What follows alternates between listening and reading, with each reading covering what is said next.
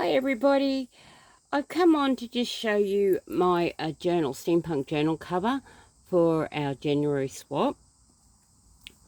Now this journal cover measures 8 and a quarter, and its width is 6, and the spine, I think I actually made it. It is. The spine that I put on this one is 2, so I will recorrect the description. So, and on the front I've just used gears and the owl, and my gears actually move around. So, on the inside cover, I've actually attached, I'd have to go up a bit more. Yeah, I'll try that. On the inside cover, I've just left it plain. And I've actually covered my spine with muslin or calico. And that just gives a bit more strength in the spine. Now for your back cover, I have a detachable envelope. So that's what it looks like inside. And there's your gussets there. And I've just put, that way it can sit on there and can be taken. So throughout the months of the steampunk, you can actually add heaps of ephemera into that. And I've just used Velcro dots there. And you can decorate that as much or as little as you like. But all you need now, this envelope is 7.5. I'll just shift my, by 5 1/4. Now when you construct the envelope, I'll just open that up there. I actually I've done it out of a piece of 12 by 12. So what I actually done is I first took my piece of 12 by 12, and if I can find a piece of 12 by 12, which I should have, I'll show you quickly how I done it. So this isn't a steampunk one, but I got my piece of 12 by 12. Now I scored 1/2 inch, another 1/2 inch, and then I folded that over. So you fold it over, so that leaves you the rest. So once you fold that over, I then measured across. I had to think what I measured it across. I measured it, so it's got to go that. I measured across your 7 inches, or 7.5, I'm sorry. So, and then when you get to your 7.5, I done another 1/2 inch, which brings you to 8, and then another, which brings you to 9. So you cut that out, burnish your score lines, and then you will cut. It'd be easier. I'll just give you, oh, sorry for moving the camera. So I hope everyone can see.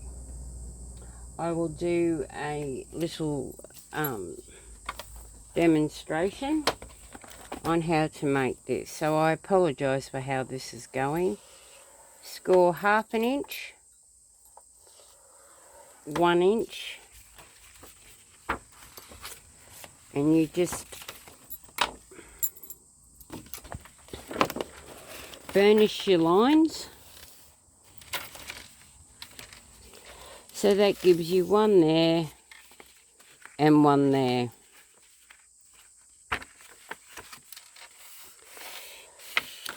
So that's your gusseted done on one side. Then I put it back in.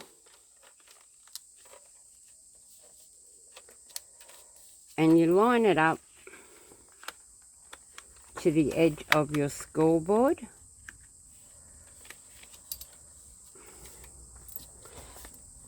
And then you move it over.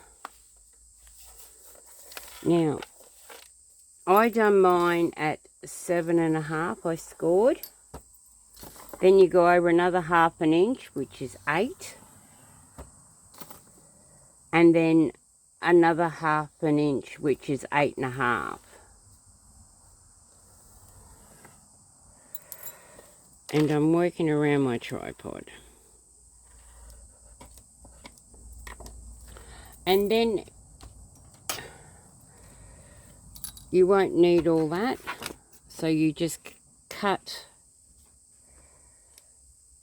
from the last score line off.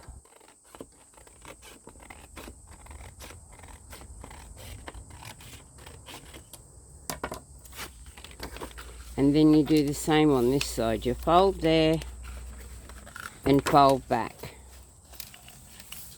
So I hope this is making sense to everybody, so that you've formed your gusseted section on that side. Now I put it back in the scoreboard because I'll just cut this piece off the bottom because I'm no good working with it on. Okay, so you put it back in there. Now the biggest decision you have to make is how far you want your pocket.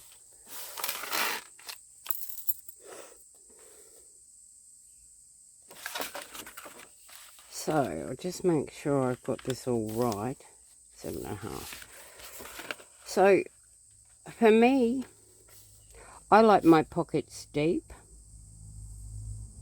And you can't go any wider than your 6 anyway. So let's do this one at 5.5.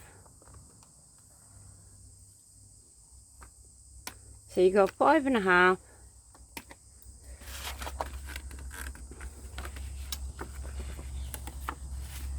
And that brings you to your bottom of your envelope. We will be doing some cutting. So once you score that, I will get a pen and hopefully you can see this. So what you need to cut out is here. Just shift my scoreboard for a minute. So you need to cut out there and all the way to the top. And you need to do that on both sides. So we take it across and all this here. So I'll just quickly do that. And I like to have mine on a bit of an angle. Just a little bit of a miter. And I always go to the left of the score line.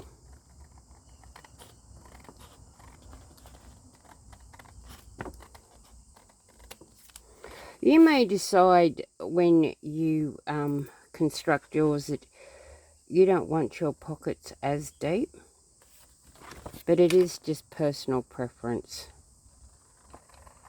as to how, it is just personal preference on what you need to do. Now, with mine, I use magnets, and I use 2 strong magnets. to construct mine. So this is what you're going to be left with.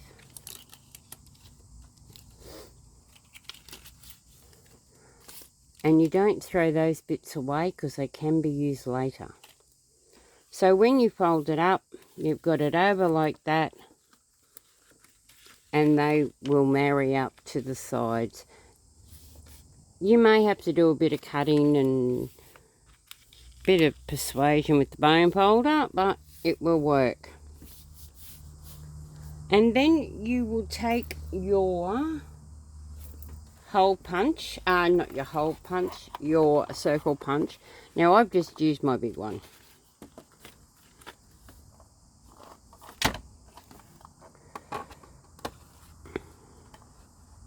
And you just create a divot. Now you can put it back in the scoreboard and score where you need to be, where you need your top to be. But all I do is I grab my ruler and I'm just going to leave a little bit of a gap and fold it over. Now, as you can see, I did make this one too didn't leave enough space, but it doesn't matter. It's still really workable. So that is basically how you do it, guys. You can corner round. You can put a policy closure, which is your circles and your circle down here if you want, or use Velcro. Now, to attach the envelope to your back,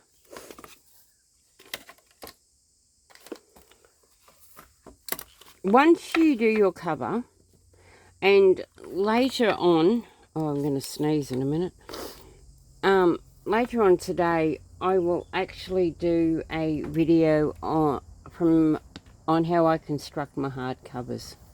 Now, with doing your hardcovers, I've used 3mm chipboard or heavy duty book board, but a hardcover doesn't have to be that thick. You can also use your cereal boxes, which you just put two together, and that's all you'll need to do. Just glue two together, and I will do one later on today, a bare bones one like this, and I will show you how I do mine.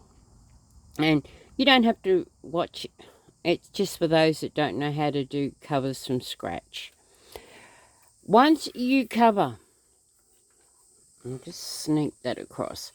Once you cover it, before you put down your pattern paper, place 2 magnets where you would like them.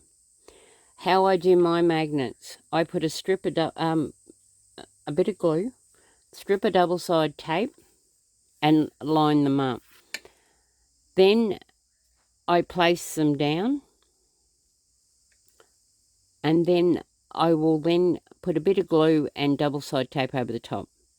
Then I put my pattern paper on the top. When I go to place the envelope on, I actually do the same here. I do the glue, double-sided tape to keep it all in place. And because I don't like it seen, I just ran a piece of the pattern paper over the top. You can go on to give it a cover, but really it's not going to be seen unless you want it to be seen. And it just clicks down on there. Because the reason this one was done is that I know that we will get extra pieces of ephemera when we embark on the steampunk. And this way you can just put it all into here, and you can fit a fair bit in, and you can keep it all in one spot. So I do hope that is helpful to you. As I said, later on, I just want to get my supplies together and what I need, and I will do a video on how I do my covers. Once again, if you need any help with doing any of either the journal cover or the page, please don't hesitate to contact me, and I'll help as best I can. Have a good day, guys.